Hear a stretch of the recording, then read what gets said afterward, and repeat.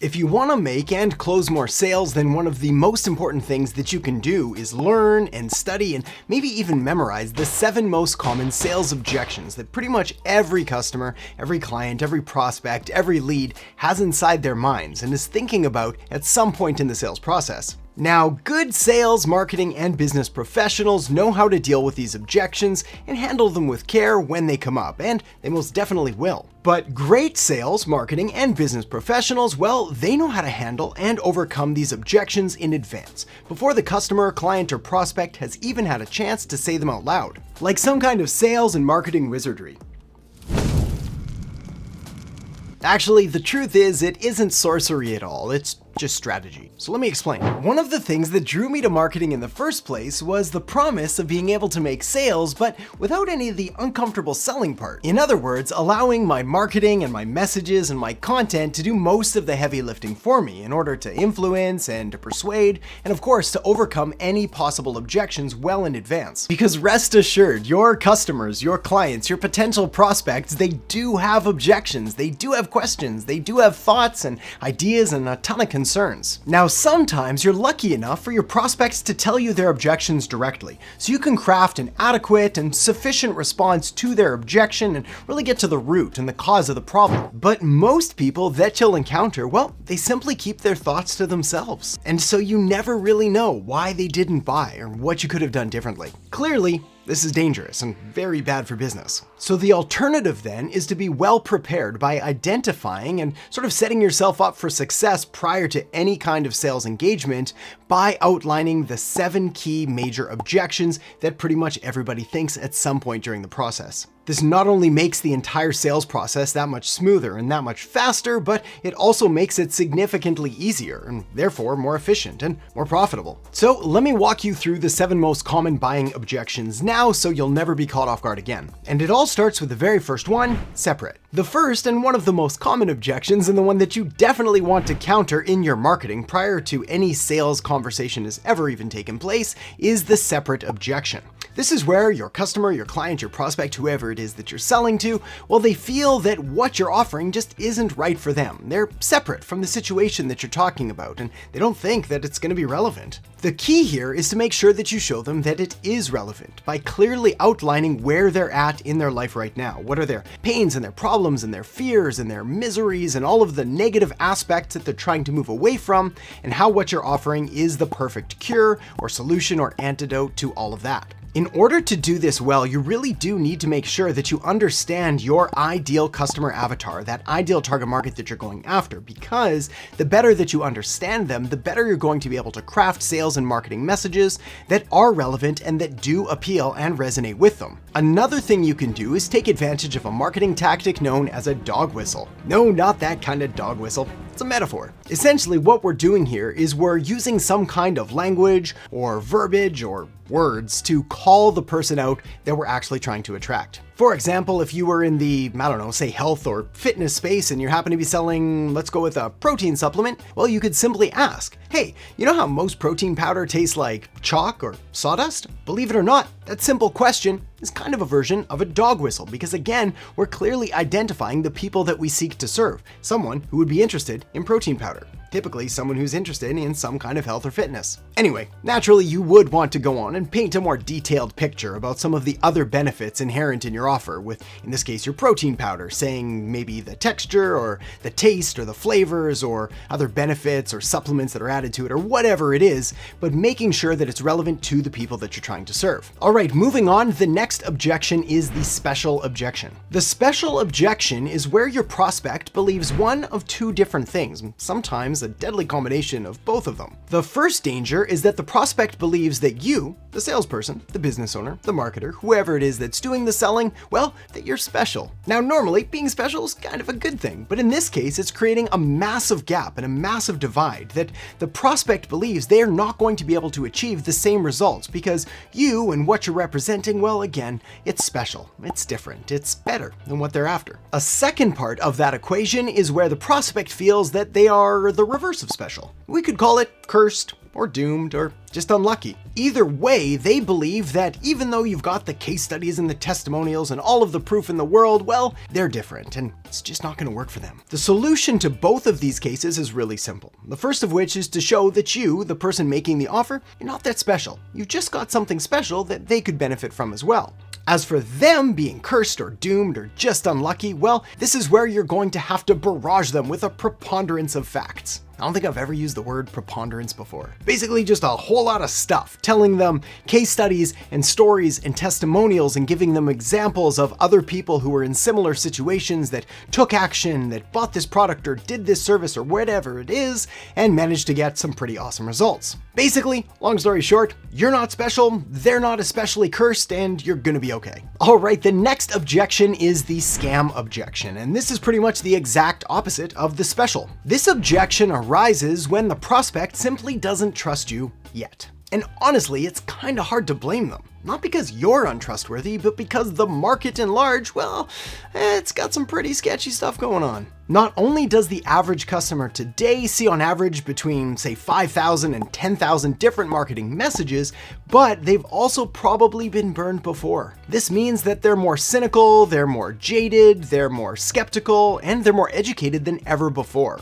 And this is why the solution to this objection is to give them all of the reasons in the world why they could and should trust you. I'm talking about pulling out every single authority signaling indicator in the book, whether it's showing trust badges or testimonials or case studies or providing reports or creating additional content or getting third-party endorsements. Pretty much anything you can think of here is going to help. At the end of the day, if this still doesn't work, you may need to double down on your guarantee or some element of risk reversal to further minimize their risk and their thought of you being a scam. Another thing you can, and definitely should do, involves the use of a psychological trick known as the mere exposure effect.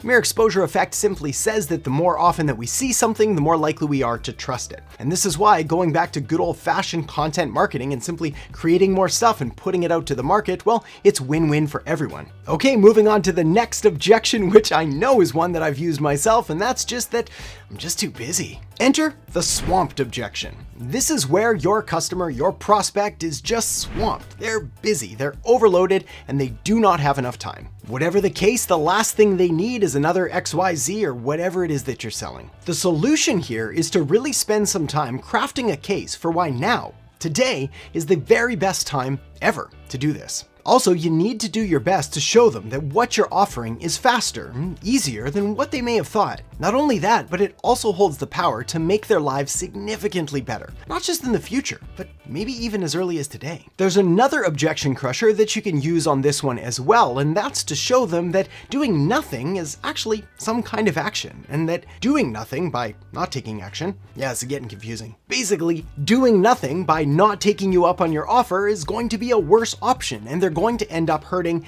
even more than they necessarily need to. Long story short, either way, choosing to do something or choosing to do nothing is still making a choice, so they might as well go with the better one, which is choosing to do something, because your solution, your offer, is going to be faster, it's going to be easier, and it's going to make their lives significantly better. Of course, even if they do take action, well, your work isn't done, because you could still be presented with the stagnation objection. So let me cover that next. The stagnation objection is less of an objection that you need to verbally overcome and more of an occurrence that you will definitely experience at some point in your career. This is where the prospect seems incredibly interested and they start taking steps, but then they kind of slow down and stall out, stagnate, maybe even disappear. Now, a client or customer stagnating at some point in the process could be for any of the objections that we've covered here so far, but it could also be for something as simple as them just getting distracted. Hey look, a squirrel! Hey look, a shiny red ball! The solution here, and pretty much the only way to keep them moving through the process, is to do a bit of the heavy lifting for them by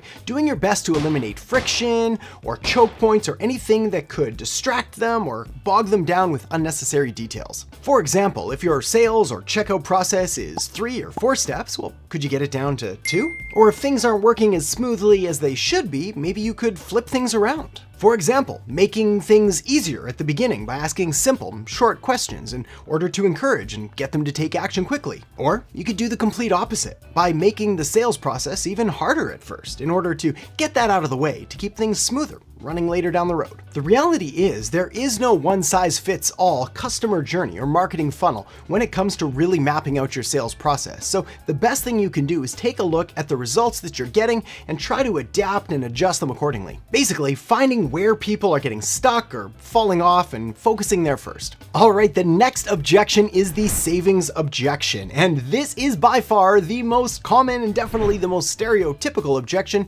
of all time, which is simply that it's just too expensive, or I don't have the money. Anyone who has done any kind of selling at any point in their lives has definitely come across this objection. And whether it's presented as it's too expensive, or it costs too much, or I don't have the money, or I don't think it's worth it, or anything like that, I've found that we typically need to break this down into two separate categories. The first of which is any objection around the price being too high, or it simply costing too much, or being too expensive. The solution to this objection actually happens well in advance of any sales conversation. And it's really to make sure that your offer, your product, your service, whatever it is that you're selling, is properly differentiated in the market. In other words, it stands out from the competition, so they can't make a direct comparison between whatever it is that you're selling and the competitors out there. You truly do want to operate in a category of one. So when people think about a problem that they have, your brand, your business, and your offer comes to mind first. Another thing you can do here is really focus on the value that what you're selling is going to provide. Rather than just some simple features or some nice things that are included, you want to focus on the benefits that it's going to deliver and just how much better someone's life is going to be because they took you up on this. Also, it makes sense to go over all of the different aspects and deliverables and elements of your offer, possibly breaking it down into separate sections, which kind of provides the psychological view that they're getting more for their money. So that's the it's too expensive or it costs too much category. But the I don't have money category, it's a whole different subject. The first thing you need to do is you need to understand that when someone says, well, I don't have the money for that, it could just be that they don't see the value in what it is that you're selling. Now, I am absolutely not pushing you to encourage someone to take unnecessary financial risks or push them into debt or sell them things that they genuinely don't need and don't have the money for. That's just gross, so we ain't gonna do that. But on the other hand, you'd be shocked at how many people, and I'm sure you know a few of them, that say, I don't have money, and yet they still always seem to have money for dinners out, drinks with friends,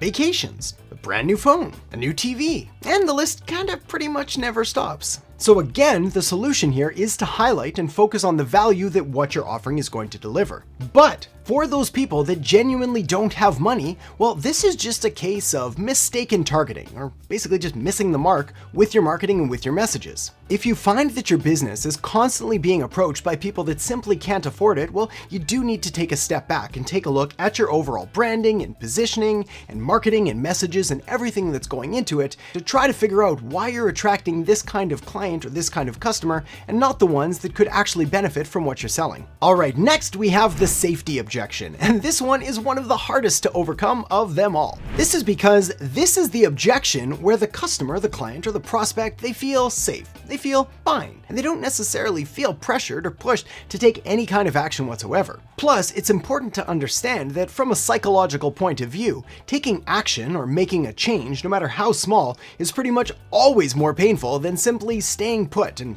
doing nothing, which explains why so few people ever really do anything. Now, the solution here is to present them with marketing, with messages, and with sales content that is similar to that of overcoming the swamped objection, by really showing them that now really is the best time. And also, don't be afraid to leverage that emotional aspect by showing them what the future will look like if nothing changes, if they don't do anything, if they just stay exactly the same. You see, typically things don't get better on their own. They often require some kind of input, and it often pays to paint that picture for your prospect. But by far, the best way to make more sales and to make them easier and faster than you ever thought possible is to make sure that your marketing is doing most of the heavy lifting for you. And this is why the next thing you're going to want to do is check out the video I've got linked up right here on digital marketing. So make sure to check it out now, and I'll see you in the next video. All right, the next thing that'll really help you become a better digital marketer is to understand the differences between strategy and tactics and when to use them. Strategy is all the big picture stuff, and this is really where